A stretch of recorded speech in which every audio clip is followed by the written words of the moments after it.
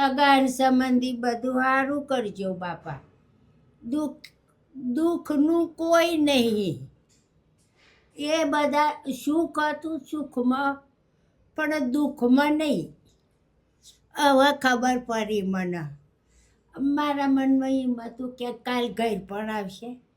આપણે છોકરા નહીં તે હું બધાને સારું રાખતી હતી, પણ કોઈ આપણી ખબર નહીં લેતો.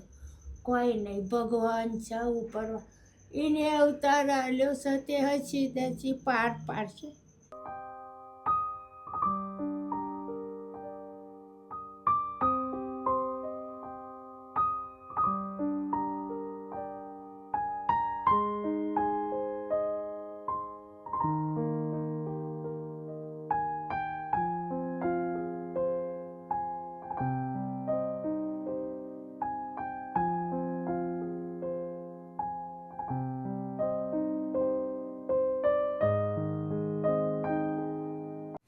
કેમ છો દાદી? સારું છે. સારું છે. હા હા. શું નામ છે તમારું? નાથીબેન. નાથીબેન? હા હા. નાથીબેન મણીલાલ સોલંકી. અચ્છા. હા હા. એકલા રહો છો? એકલી જ, કોઈ નહીં. કેમ? ડોહા હતા તે મરી ગયા. મારા છોકરા નહીં ભાઈ, બેબી એ નહીં, કના ઘેર જવું? આમ તો બેબી હોય તો જમાઈના ઘેરે જઈએ. એકલી શું? આ બધા લોકો મને સંભાળે છે, ખાવાને એવું હાલે છે. સોસાયટીવાળો મને હાચવા છે. ઓ વાહ, સારું રાખ બેટા. કેટલા દિવસોથી એકલા છો? ડોહાન મરી જાય 10 વર્ષ થઈ ગયા. 10 વર્ષથી એકલી છું. પછી હવે તો જવતા ને મારા આ વળી ભગવાને આટલું ઝૂંપડું કરી આલ્યું હતું. મારે અહીંયા પરી રહું છું. આ બધા સંભાળે છે મને, હાચવે છે મને. આ સોસાયટીવાળો બધો હાચવે છે. એમનો જ ફોન આવ્યો હતો? હે? એમનો જ ફોન આવ્યો હતો? હા હા. હાચવે છે ભાઈ, બધા મને હાચવે છે. હાજી મોદી હોય તો એ હાચવે, દાખોને લઈ જાય. ઓહો. આ મકાન તમારું છે? હા હા. દાદા શું કરતા હતા? સિક્યુરિટીમાં જતા હતા. સિક્યુરિટીમાં. એમનાથી તો મજૂરી બને નહીં. તે પછી એક સાહેબ હતા ને, તે પછી એમને કીધું કે તમે ઝોપામાં જમાદાર તરીકે બેસો. કે ઓહો સાહેબ. તે પછી સાહેબ લઈ ગયા હતા, તે સિક્યુરિટીમાં જતા હતા. ઓહો. પણ ડોહાન મરી જાય ભાઈ, 10 વર્ષ થઈ ગયા. એકલી છું. એકલા છો? હા, એકલા જ રહેવાનું? એકલી જ રહું છું. હો. સગા સંબંધી નથી કોઈ? હા, સગા સંબંધીઓ? સગા સંબંધી બધું સારું કરજો બાપા. દુઃખનું કોઈ નહીં. એ બધા સુખ હતું સુખમાં, પણ દુઃખમાં નહીં. હવે ખબર પડી મને. મારા મનમાં એમ હતું કે કાલ ઘર પણ આવશે. આપણે છોકરા નહીં તે હું બધાને સારું રાખતી હતી, પણ કોઈ આપણી ખબર નહીં લેતો.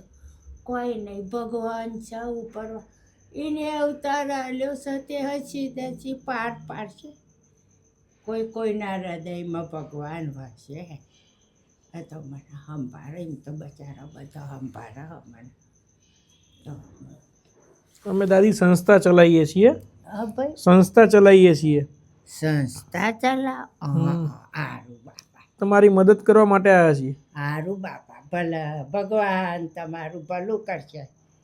તમારું પરિવાર સુખી રહેજો બાપા. શું તમારે શું જોઈએ છે? શું જોઈએ? જે તમારી ઈચ્છા હોય. તમારે જે જોઈએ. હું તો શું કેવું પહેલાં? ખાવા પીવાનું તમારે શું જોઈએ?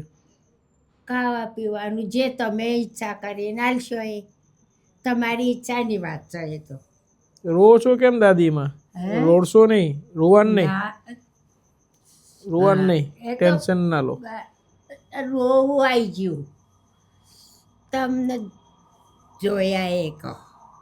ઓ વાહ, અમે તમારા દીકરા જેવા જ છીએ. ઓ બાપા આનું બસ. ભગવાન સુખી રાખા, તમારું પરિવાર સુખી રહેજો બાપા. હમ. તમને અમારા જેવા ઉપર દયા ભાવ રાખો. તમારે જે જોતું હોય ને મને લિસ્ટ આપી દો. તમારે જે ખાવાનું જે જોતું હોય ને 4, 5, 6 મહિનાનું, તો અમે તમને લાવી દઈએ અત્યારે.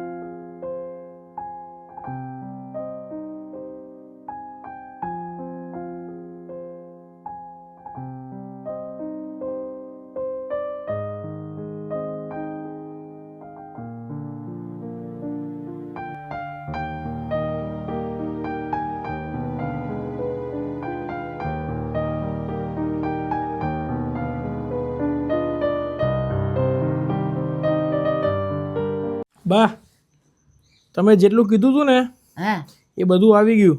સારું બા, 4 થી 5 મહિનાનું કરિયાણું છે, સારું બેટા. બરોબર? હા એમાં નાની નાની બધી વસ્તુ આવી ગઈ.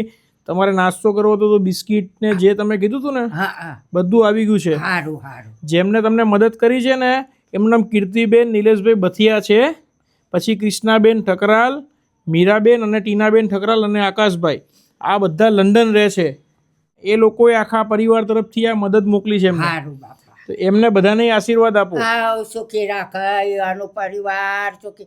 એમના નોકરી ધંધામાં ભગવાન મદદ કરશે. બસ અમને આશીર્વાદ આપો. અમારા આધાર વગરનો આશરો આલ્યો તે ભગવાન એમનું ભલું કરશે અને તમારું એ ભલું કરશે. તમે આવીને મેલી ગયા એટલો તમારો આભાર બાપા. આટલું મેલી ગયા તે બરાબર. તમારે 4-5 મહિના તકલીફ કાંઈ નહીં પડે. સારું સારું. એને કંઈ સિક્યુરિટીમાં જતા પણ ડોહા જતા રહ્યા 10 વર્ષ થઈ ગયા. આ તો મારા સોસાયટી વાળો હારો. ના, સોસાયટી વાળા ખૂબ જ સારા છે. અહીંયા કરિયાણા દુકાને ગયો ને ત્યાં કહેતા હતા કે સોસાયટીના બધા માણસો સારા છે, મદદ કરે છે.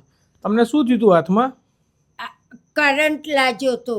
કરંટ? ઓહો, તે દિવાલે પસારી નાખી ને તે બધું આ વાગ્યું હતું. તે પછી આમ લોકોને પેલા એમને દવા કરાવી તે બોજો બોજો બધું ઉતરી ગયું. અહીંયા ઘરે લાગે તો કરંટ? કરંટ લાગે એટલે પૈસા મને સમજણ નહીં. તે મારે પોણી તપેલી આવરી લઈને પોણી ભરું છું, માટલું લેવાય નહીં. તે એની તપેલી તો મારા મનમાં કીધું આ વાયર પગમાં આવશે, લાયક વેગરો કરું તો આ વાયર પકડ્યો ને એવો મને તો સીધી દિવાલે ફેંકી પસારી દીધી. આ બધું બહુ વાંચ્યું હતું. ઓહો, બધી દવા કરાવી. કેટલો ટાઈમ થયો કરંટ લાગ્યો એને? હા, 1 વર્ષ પહેલા થયું? હા 1 વર્ષ થઈ ગયું ને? હા. કરંટ લાગ્યો ને 1 વર્ષ થયું ને? ઓહો, અચ્છા, કઈ નહીં, હવે ધ્યાન રાખજો તમારું. સારું બાપા. હે ને? હા, આ તો મારી ગલતી થઈ જાય. મારા મનમાં કીધું મારા પગમાં આવશે, લાયકા કીધું આમ વેગરો કરીને હું પાણી ભરું. આવડી તપેલી લઈને પાણી ભરું છું. ઓહો, સવારમાં બચારા હવનો ભાતનો ભાત કોણ આપણે એક પેલી તપેલી લઈને પાણી ભરી લો, પછી તો વધો નહીં. પછી તો બધા મને સંભાળે. ઓહો, ખાવાનું બાવાનું બધું આલા લોકો બધા. ના ના, સારા લોકો છે બધા અને તમારી મદદ કરે છે. કશો વાંધો નહીં, અમે લોકો રજા લઈએ. આવજો બાપા. તમારું પરિવાર સુખી રહેજો. બસ આશીર્વાદ આપો ને. તમે સુખી રહેજો, તમારી નોકરી ધંધામાં બરકત રહેજો. ઓ બાપા દયા. દોસ્તો, અત્યારે એક દાદીના ઘરે આવ્યા હતા, એક મેસેજ મળ્યો હતો અને કહેવાય કે ખૂબ જ કહેવાય કે એવી ક્રિટિકલ કન્ડિશનની અંદર છે, એમને કોઈ સંતાન નથી અને એમના ઘરના હતા દાદા એ સિક્યુરિટી ગાર્ડની અંદર નોકરી કરતા હતા. 10 વર્ષથી દાદી ખૂબ જ કહેવાય કે એક નાની એવી આ રૂમ છે અને પાછળ નાનું રસોડું છે. ખૂબ જ ખરાબ કન્ડિશનની અંદર રહેતા હતા અને એમને જીવન જરૂરિયાત જે ખાવા પીવાની વસ્તુ હોય છે તેનો સપોર્ટ કર્યો છે. ખાસ કરીને કીર્તિબેન નિલેશભાઈ બથિયા, કૃષ્ણાબેન ઠકરાલ, મીરાબેન અને ટીનાબેન ઠકરાલ અને આકાશભાઈ એમના સપોર્ટથી, જે લંડનના રહેવાસી છે ને એમના સપોર્ટથી આ દાદીને સુંદર મજાનો સપોર્ટ 5 થી 6 મહિનાનો કર્યો છે. તો ભગવાન એમને લાંબુ આયુષ્ય આપે અને ખૂબ જ પ્રગતિ કરે. અને દાદી સુધી અત્યારે નાનો સપોર્ટ એમના માધ્યમથી પહોંચાડ્યો છે. અને કહેવાય કે અહીંયા આજુબાજુના લોકો પણ ખૂબ જ કહેવાય કે સપોર્ટિવ છે, કે દાદીને નાનું મોટું ખાવા પીવાનું બનાવીને પણ આપે છે. અને કહેવાય કે એક પરિવાર જેવો માહોલ છે અહીંયા. અને એમને સપોર્ટ કરવાની કોશિશ આપ સૌના આશીર્વાદથી કરી છે. તો બસ આવા પરિવાર સુધી પહોંચવા માટે અમને કોન્ટેક્ટ કરજો. અને આપની આસપાસ કોઈ પણ આવા વ્યક્તિ દેખાય તો તમે પણ આગળ આવીને એવી નાની મોટી મદદ કરજો, જેથી એમને થોડો ઘણો સપોર્ટ મળી રહે. અમે તો માત્ર માધ્યમ છીએ. તો બસ આશીર્વાદ આપજો. સુંદર મજાનું કામ અમદાવાદથી કરી રહ્યા છીએ. અમારી યુટ્યુબ ચેનલ છે સેવા સમર્થ ફાઉન્ડેશન, તેને લાઇક શેર સબસ્ક્રાઈબ કરજો. જય હિન્દ, જય ભારત.